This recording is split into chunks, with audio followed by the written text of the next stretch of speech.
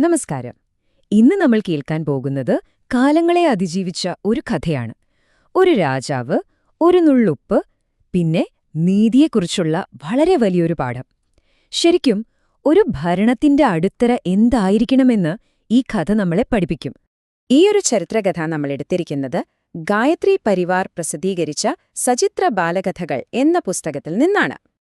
നമുക്ക് ഈയൊരു ചോദ്യത്തിൽ നിന്ന് തന്നെ തുടങ്ങാമല്ലേ? ഒരു ചെറിയ തെറ്റ്, അത് എത്ര നിസ്സാരമായി തോന്നിയാലും ഒരു വലിയ സാമ്രാജ്യത്തെ തന്നെ തകർക്കാൻ അതിന് കഴിയുമോ? ഈ കഥ കഴിയുമ്പോൾ നമുക്കിതിനൊരു ഉത്തരം കിട്ടും. ശരി, അപ്പൊ നമുക്ക് നേരെ കഥയിലേക്ക് കടക്കാം. നമ്മുടെ പ്രധാന കഥാപാത്രത്തെ പരിചയപ്പെടാം. ഇറാനിലെ വളരെ നീതിമാനായ ഒരു ഭരണാധികാരിയായിരുന്നു നൗഷേർവാ രാജാവ്. അപ്പോ ഒരു ദിവസം രാജാവും അദ്ദേഹത്തിന്റെ കൂടെയുള്ളവരും നായാട്ടിനു വേണ്ടി പുറപ്പെട്ടു. അങ്ങനെ കാടുകളൊക്കെ താണ്ടി ഒരുപാട് ദൂരം പോയി. ഉച്ചയായപ്പോഴേക്കും എല്ലാവരും ക്ഷീണിച്ചു. അങ്ങനെ അവര് ഒരു ഗ്രാമത്തിനടുത്ത് വിശ്രമിക്കാനും ഭക്ഷണം കഴിക്കാനുമൊക്കെയായി തമ്പടിച്ചു. അങ്ങനെ ഭക്ഷണമൊക്കെ ഉണ്ടാക്കാൻ തുടങ്ങി. എല്ലാം തയ്യാറായി വന്നപ്പോഴാണൊരു ചെറിയ പ്രശ്നം. ഭക്ഷണത്തിന് അത്യാവശ്യം വേണ്ടൊരു സാധനം കയ്യിലില്ല: ഉപ്പ്. വളരെ നിസ്സാരമായി തോന്നുന്ന ഈ ഉപ്പിന്റെ കുറവ് എങ്ങനെയാണ് ഒരു വലിയ പാഠമായി മാറുന്നത് എന്ന് നമുക്ക് നോക്കാം. എന്തായാലും രാജാവിന്റെ ഭൃത്യൻ ഇതിനൊരു പരിഹാരം കാണാനായി പോയി. അധികം സമയമെടുത്തില്ല. ഒരു ഭൃത്യൻ അടുത്തുള്ളൊരു വീട്ടിൽ നിന്ന് കുറച്ചുപ്പുമായി ഓടി വന്നു. എല്ലാവർക്കും ആശ്വാസമായി.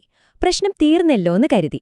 പക്ഷേ ഉപ്പുമായി വന്ന ഭൃത്യനെ കണ്ടതും രാജാവ് വളരെ ഗൗരവത്തിൽ ഒരു ചോദ്യം ചോദിച്ചു: "നീ ഉപ്പിന് വില കൊടുത്തിരുന്നോ?" ആ ചോദ്യം അവിടെ ആരും പ്രതീക്ഷിച്ചിരുന്നില്ല. ആ ചോദ്യം കേട്ട ഭൃത്യൻ വളരെ ലാഘവത്തോടെ മറുപടി പറഞ്ഞു: "പ്രഭോ, ഒരു നുള്ളു ഉപ്പല്ലേ, ഇതിനൊക്കെ എന്തു വില കൊടുക്കാനാണ്? അത് ചോദിച്ചു വാങ്ങിയാൽ പോരെ" എന്നായിരുന്നു പുള്ളിയുടെ ചിന്ത. ആ മറുപടി കേട്ടതും രാജാവിന്റെ മുഖം മാറി.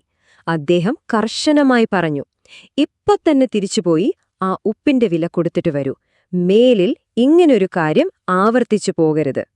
ഒരുപക്ഷെ ഇത് കേൾക്കുമ്പോൾ നിങ്ങൾക്കും തോന്നും, അല്ലേ, വെറും ഒരു നുള്ളു ഉപ്പിന് ഇത്രയ്ക്ക് ഗൗരവം കൊടുക്കണോന്ന്. എന്നാൽ ആ ഒരു ചെറിയ കാര്യത്തിന് പിന്നിൽ ഒരു വലിയ ഭരണതന്ത്രജ്ഞന്റെ കാഴ്ചപ്പാടുണ്ടായിരുന്നു. എന്തുകൊണ്ടാണ് താൻ അങ്ങനെ പറഞ്ഞതെന്ന് രാജാവ് ആ ഭൃത്യന് വിശദീകരിച്ചു കൊടുത്തു. ശരിക്കും ഇതാണ് ഈ കഥയുടെ കാതൽ. അദ്ദേഹം പറഞ്ഞു, ഒരു രാജാവ് ഒരു തോട്ടത്തിൽ നിന്ന് വില കൊടുക്കാതെ ഒരൊറ്റ പഴമെടുത്താൽ മതിയെന്ന്.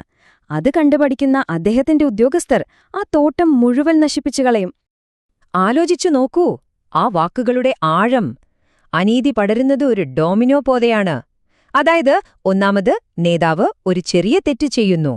അത് കാണുന്ന ഉദ്യോഗസ്ഥർ വിചാരിക്കും വലിയ തെറ്റുകൾ ചെയ്യാനുള്ള ലൈസൻസ് കിട്ടിയെന്ന്. പതിയെ പതിയെ അഴിമതി എല്ലായിടത്തും പടർന്നു പിടിക്കും. അവസാനം ആ രാജ്യം ഉള്ളിൽ നിന്ന് തന്നെ നശിക്കും. നോ, ഷേർവാ രാജാവിന്റെ ഈയൊരു തത്വം വെറുമൊരു കഥയല്ല, മറിച്ച് എല്ലാ കാലത്തെയും ഭരണാധികാരികൾക്ക് ഇതൊരു വഴികാട്ടിയാണ്.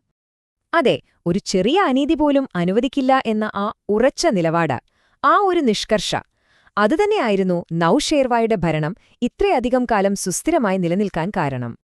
അപ്പോ ഈ കഥയിൽ നിന്ന് നമുക്കെന്തൊക്കെയാണ് പഠിക്കാനുള്ളത്? ഒന്നാമത്തേത്, ഒരു അനീതിയും ചെറുതല്ല. രണ്ടാമത്തേത്, ഒരു നേതാവിന്റെ ഓരോ പ്രവൃത്തിയും മറ്റുള്ളവർക്കൊരു മാതൃകയാണ്. മൂന്നാമതായി, നീതിയാണ് ഒരു സമൂഹത്തിന്റെ അടിത്തറ. അതുകൊണ്ടുതന്നെ ഏറ്റവും മുകളിലിരിക്കുന്ന ആൾ ഏറ്റവും ഉയർന്ന മൂല്യങ്ങൾ പാലിച്ചേ മതിയാകൂ. അതുകൊണ്ടാണ് നൂറ്റാണ്ടുകൾക്കിപ്പുറവും നൗഷേർവാ രാജാവിന്റെ ഈ പ്രവൃത്തി ലോകമെമ്പാടുമുള്ള നേതാക്കൾക്ക് ഒരു വലിയ മാതൃകയായി കണക്കാക്കപ്പെടുന്നത്. നീതിയുടെ കാര്യത്തിൽ ഒരു വിട്ടുവീഴ്ചയും പാടില്ല എന്ന സന്ദേശം. നമുക്കീയൊരു ചിന്തയോടെ അവസാനിപ്പിക്കാം. ഏതൊരു നല്ല ഭരണത്തിന്റെയും അടിസ്ഥാനം നീതിയാണ്.